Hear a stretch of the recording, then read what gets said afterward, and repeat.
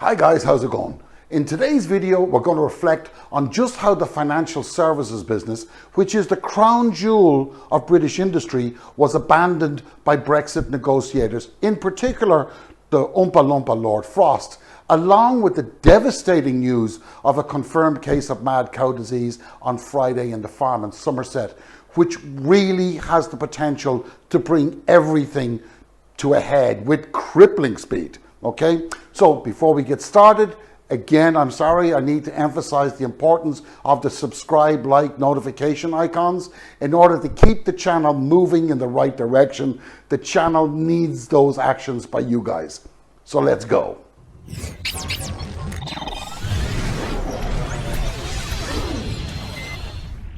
Now, just 1 month after Britain voted to leave the European Union, Boris Johnson was asked whether he thought the financial services industry would keep its right to trade freely in the bloc. I do, he told reporters. But it was never that simple. And as many of you are now aware, it never was going to work out. It couldn't work out. Now, first off, let's be clear. When the Trade and Cooperation Agreement was assigned and promoted as the very best deal possible that would unleash Britain's industrial and technological might upon the awe-inspired waiting world that was 1,000 bloody miles away, the EU, on the other hand, already had their doubts about the sincerity of the UK to adhere to that agreement. Okay, and that's very important. And let's face it, they weren't far wrong. And here's the proof. On December the 27th, Boris Johnson admitted that the Brexit trade deal failed to meet his ambitions on financial services. It didn't meet any ambition. It met his ambition because he didn't have any. Because as Brussels did signal that the City of London must wait until after January the 1st to learn what market access it would have in the future. Now, that did not mean that the EU was committing to announcing it on the 2nd. They were saying, we ain't gonna do jack until after January and we have time to observe, okay? And Rishi Sunak's opinion echoed that of Johnson, who said in the same article in the Financial Times that the UK would seek to do things a bit differently on financial services after it had left the single market, but added he was hopeful both parties would work together. He was hopeful both parties would work together. You know, he went on to say then, the deal also provides reassurances because of a stable regulatory cooperative framework mentioned in the deal, followed by, I think that will give the people the reassurance that we will remain in close dialogue with our European partners when it comes to things like equivalence decisions. In other words, he was waffling, filling up column inches. He was saying nothing and saying it coulda, woulda, shoulda. That's what was going on, okay? But when you read the explanatory document that accompanied the Trade and Cooperation Agreement, it's quite startling how the EU viewed the exact same internationally binding agreement. And here is the opener for 10. On January the 21st, on January 2021 rather, the United Kingdom will lose all the rights and obligations it had as an EU member state and during the transition period under the withdrawal agreement.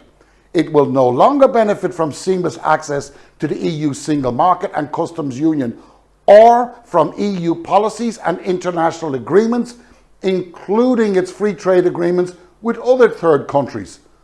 Of course, Frost says that his hands were tied in these negotiations, but like many things that bloke has said, he lied. He just lied, as formal negotiations only took place in March 2020. Whereas Frost was formally appointed as chief to lead the UK trade negotiations with the EU in January 2020, 2 months previous. Furthermore, however, was that explanatory document that accompanied the Trade and Cooperation Agreement clearly pointed out, without any shadow of a doubt, that the EU would not entertain divergence from the withdrawal agreement in any meaningful way, and had already issued legal proceedings against the UK because of Johnson's stupid attempt to introduce the Internal Market Bill. Unfortunately, now the Trade and Cooperation Agreement faces a potentially explosive event that could quite frankly just kill off the British food industry following the discovery of BSE in Somerset.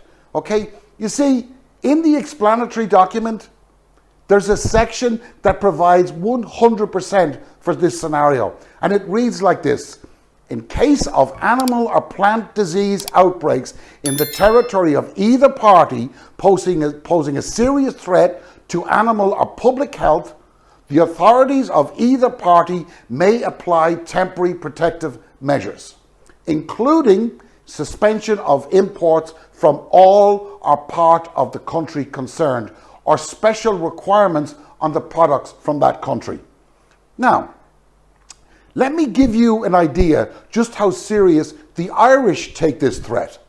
When the foot and mouth outbreak occurred in the UK in 2001, Ireland went on a high alert.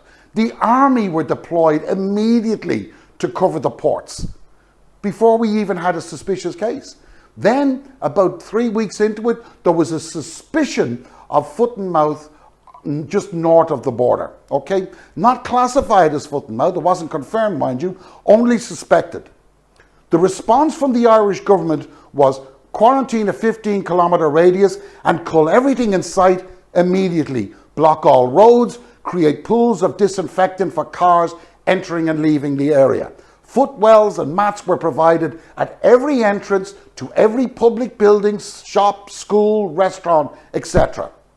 England, on the other hand, that had lots of cases confirmed, said, let's wait and see.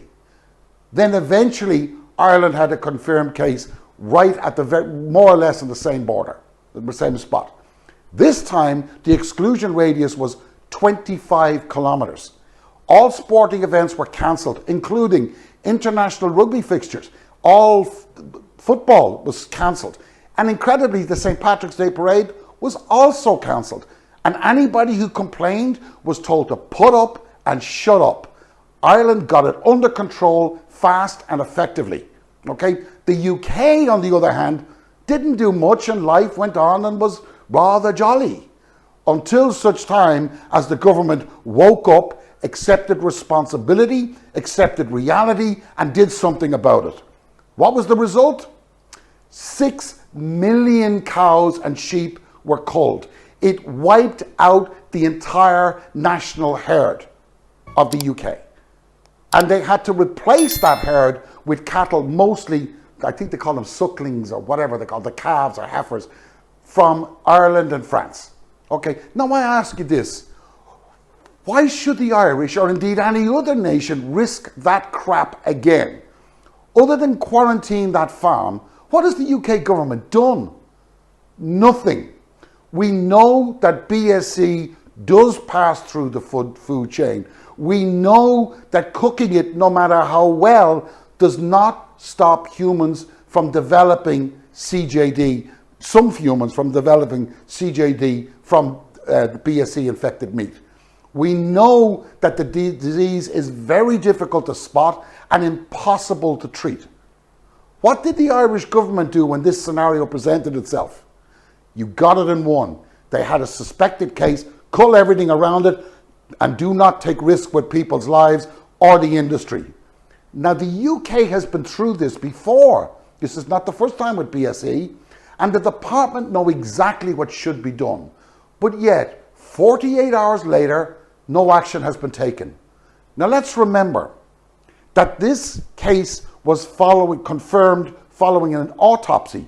The cow would obviously have been showing signs, and the vet would have been contacted prior to the death, and the Department of Agriculture would have been notified days beforehand, maybe weeks beforehand. Okay, this news must have been sitting in the high priority, get this crap sorted out tray for days beforehand, before that Friday, giving plenty of time to make a decision other than quarantine, which simply delays the matters and spreads uncertainty and panic amongst consumers and producers alike. Okay?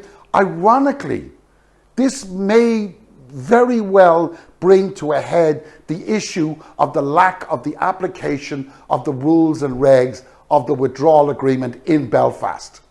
Okay? Lest anyone forget, the border between Ireland and the UK during the last foot and mouth outbreak came to mean much less because Northern Ireland and Republic of Ireland were in the EU. Take for instance the fire-breathing Ian Paisley, DUP leader, went to see Tony Blair in the midst of the crisis in the UK, and in an attempt to take advantage of the looser restrictions on the movement of cattle in the south than in the north, said, our people may be British, but our cows are Irish. So in other words, money talks and bullcrap walks. Okay? Guys, just looking at this and what we've done so far, I think this video is quite long enough. So what I'll do is I'll tackle the financial services industry in the next video, and it's going to be quite specific. All the detail and the data will be there from Bloomberg, from Reuters, and from a few others. So thanks for watching. Don't forget to subscribe and the blah, blah, blah, and I'll see you on the flip side. Take care. Bye-bye.